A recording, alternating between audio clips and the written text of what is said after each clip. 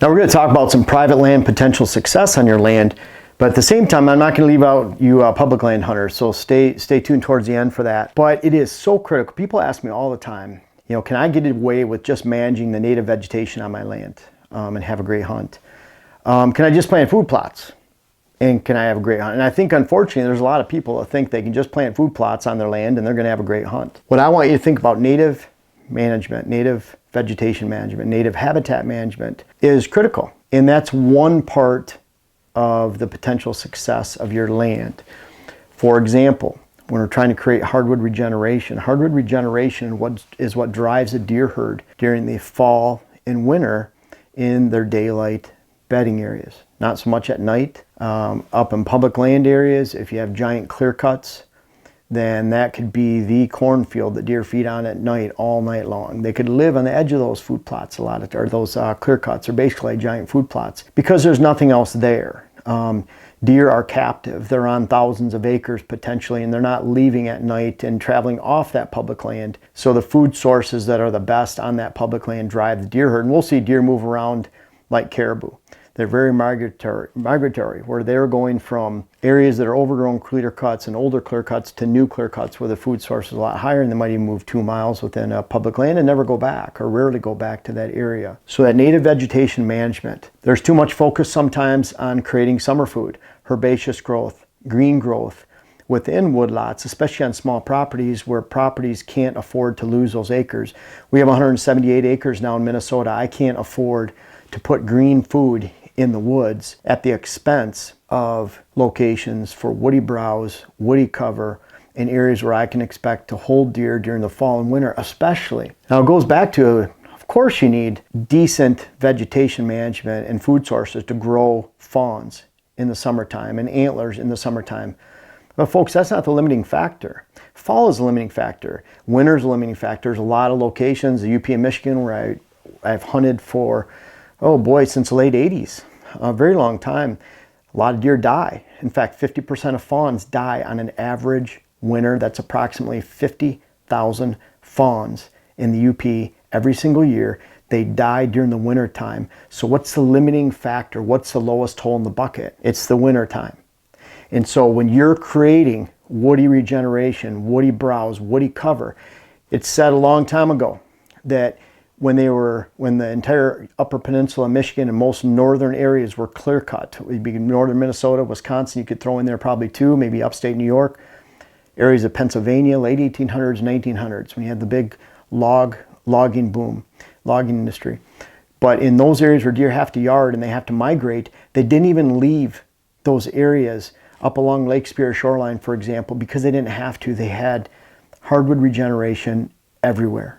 And that food kept them alive during the season, during the entire fall and winter, even if they didn't have the necessary cover for thermal protection. They had enough food to create energy to actually survive. So it's critical. It doesn't matter if it's on your small property or not. So if you're creating summer food, yes, that's when fawns grow, that's when antlers grow. But at the same time, there's an abundant amount of food just about anywhere in the country when it comes to the summertime and producing enough herbaceous growth. And you can even go back to when you're creating woody browse, you're creating hinge cuts, which I recommend on about 20% of all parcels, maybe 25. When you're creating knockdown canopy reduction so that you're reducing and cutting down the amount of mature trees on your property, allows sunlight to come in, it creates herbaceous growth by sunlight hitting the ground, creates woody regeneration. A lot of times when you're doing that and you're creating woody regeneration, you're allowing to create for native and green vegetation for the summertime too. So it goes hand in hand, but you're working on your lowest hole in your bucket in your leanest time of the year. And it might even be that you have a timber harvest. I always love to see when a client tells me we have the loggers lined up for 2 months from now, where do we want to cut, what do we want to do? And I can get in before that time, it's already lined up because I know they're going to have 80% of their bedding area work taken care of right off the bat. Just with that logging, they don't have to lift a chainsaw for the most part. They don't have to create hinge cuts. Hinge cuts are the most labor intensive. Knockdown canopy reduction is the least intensive. When you have those canopy type trees, especially malformed, poor timber species that you can knock down, reduce the canopy.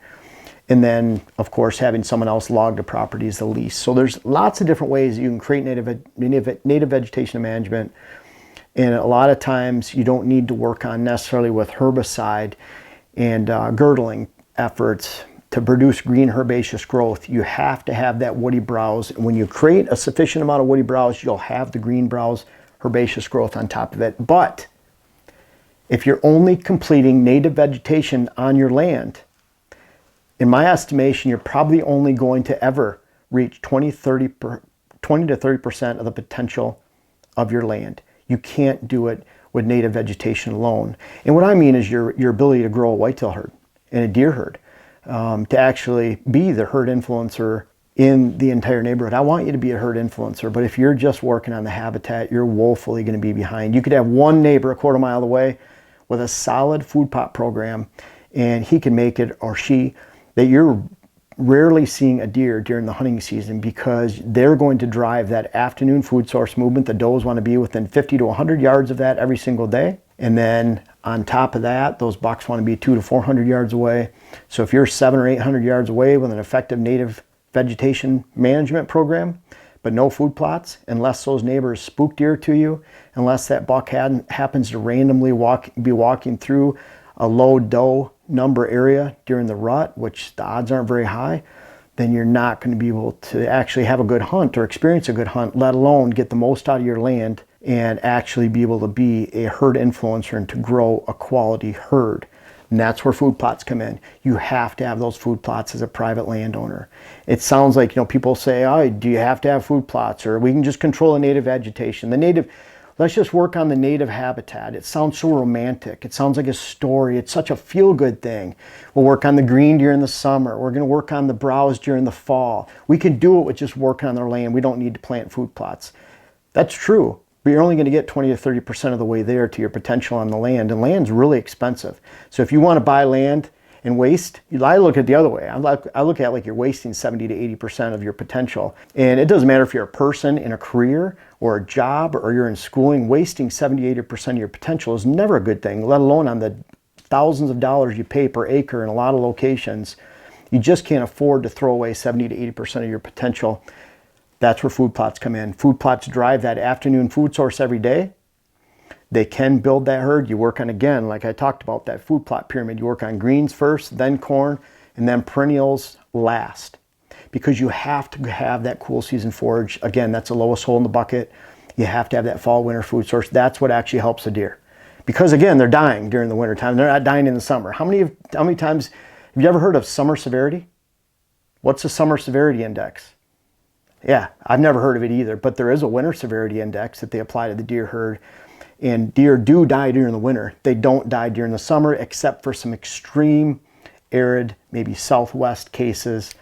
But that is very, very rare to the average whitetail hunter out there. And I would say 99.99, and we'll add another 9 to that. 99.999% of all deer hunters don't have to worry about summer severity. Food plots slanted towards the fall, covering your green base first. They can control the afternoon deer food source movement and define that daily movement. And if you don't have it and your neighbors do, you're not going to have it. You're not going to be able to experience that deer herd.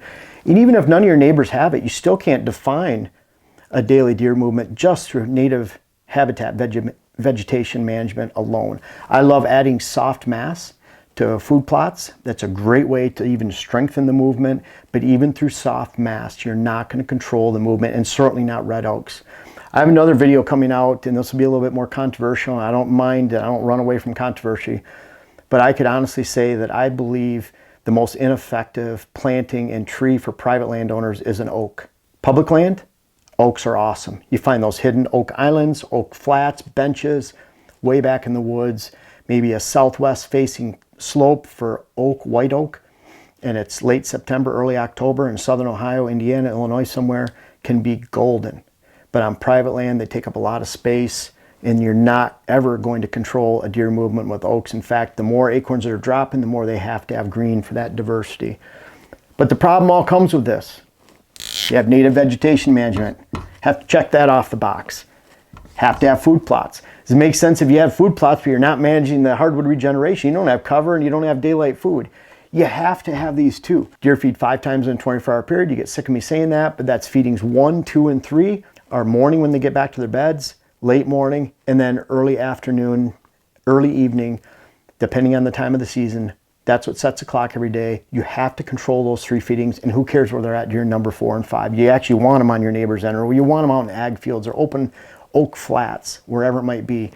You worry about controlling feedings 1, 2, and 3. You can't have one without the other. You can't have native vegetation without food plots. You can't have food plots without native vegetation.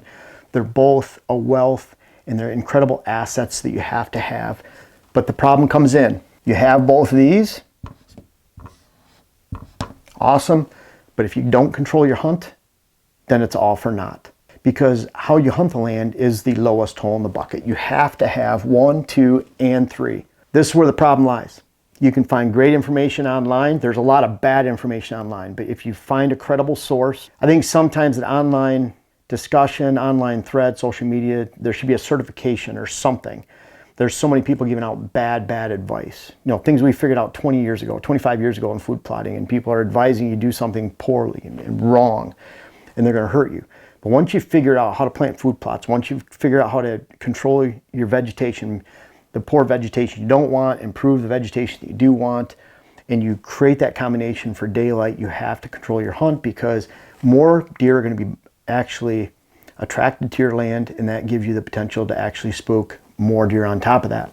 So you have to control your hunting pressure, and that is the lowest hole in the bucket. That's the third ingredient to finding private land success. You can't have food plots without native vegetation management to create that woody browse during fall and winter and woody cover. And you can't have food plots without controlling the level of risk and attraction that a food plot brings. You can't have native vegetation management without food plots and hunting. And at the same time, you're better off if you want to pick one of those 3. Just learn how to hunt. Learn how to move about your parcel like a predator. Learn how to not leave a spiderweb of scent going to and from your stands. Learn that while you're on stand, you can't get away with blowing your scent at deer and think you're going to control your scent no matter what it says on the label, no matter what advertising or marketing plan is trying to tell you. You can blow your scent right at that deer and you're not going to spook them. If you can actually hunt like a predator on land and you're not controlling the vegetation management and you're not planting food plots, there's still the potential for a good hunt. You're just hunting deer that are passing through, maybe hunting a rub line as they're coming out of the swamp. You're not going to be able to control the neighborhood. You're not going to be able to build a deer herd, but you can still have a good hunt. You have to have all 3 of those. And again, food plots, food plots, food plots. If you're on public land, what's a food plot? Could be a greenbrier stand up on a flat in southern Ohio, Indiana, Illinois. Could be a clear cut. It could be that hidden flat with a combination of red oaks that lasts a little longer, white oaks.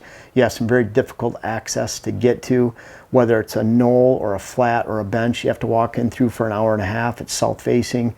You're getting a lot of acorn production. Maybe it's a hidden island where you can go back to, and some years it has white oaks, some years it doesn't, or white acorns, but it always has red acorns. Maybe there's a few apple trees back in a location like that where it's this little island that has that perfect combination where you can hike into a long ways. You identify that and you have that. That's that food source that's going to drive the deer herd every single day on public land, because they don't have a choice. They don't have, we can go over to this 40 acres next door, or this 100 acres next door, or this 80, or this 20, and they have a quality food plot program, and I'm not going to see any deer. But on private land, literally, you are better off if you're not planting quality food plots on private land. I would rather go hunt public land. We have some great public lands in every state, probably within an hour to 2 hours of every person that's watching this video. You have great public land. And if you're not going to build it on private land, on your own private land, because you don't want to plant food plots, you're just going to plant native vegetation, try experiencing some of the nation's great quality deer management and quality public land holdings where there actually is a quality herd and it can offer that quality hunt. You get to experience both then by going out on public land and looking for that and finding that. But if you have private land, you have to jam those several thousand acres of deer movements and complexities into a 40-acre parcel, into a 200-acre parcel, into a 10, whatever it might be. And that It all revolves around having all three of those.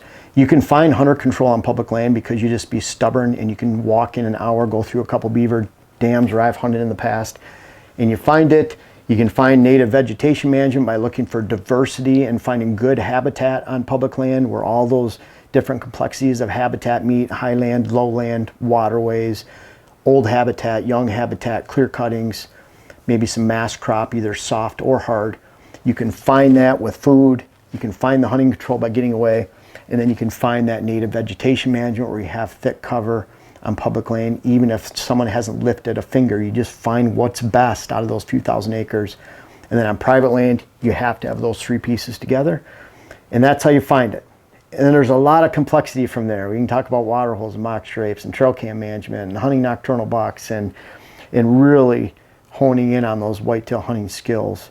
But if you put those three together, public land or private land, you're gonna find a great hunt this fall. You can't have one without the other, and that especially applies to private land and the lack of food plots. Again, your property has a potential. If you're working on native vegetation, you're probably 20-30% of the way there. If you're only working on food plots, you're only 20-30% of the way there. Get the most out of your potential. Land costs a lot of money, and I want to see you find success and grab your potential this season and beyond. Well, if you made it to the end of this video, you're obviously interested in whitetail habitat solutions, what I have to teach, and you will love my new web class series. The first one is how to design your whitetail property. It's out now. The link is in the description. I invite you to check it out. It's on my website. Can't wait to hear about it.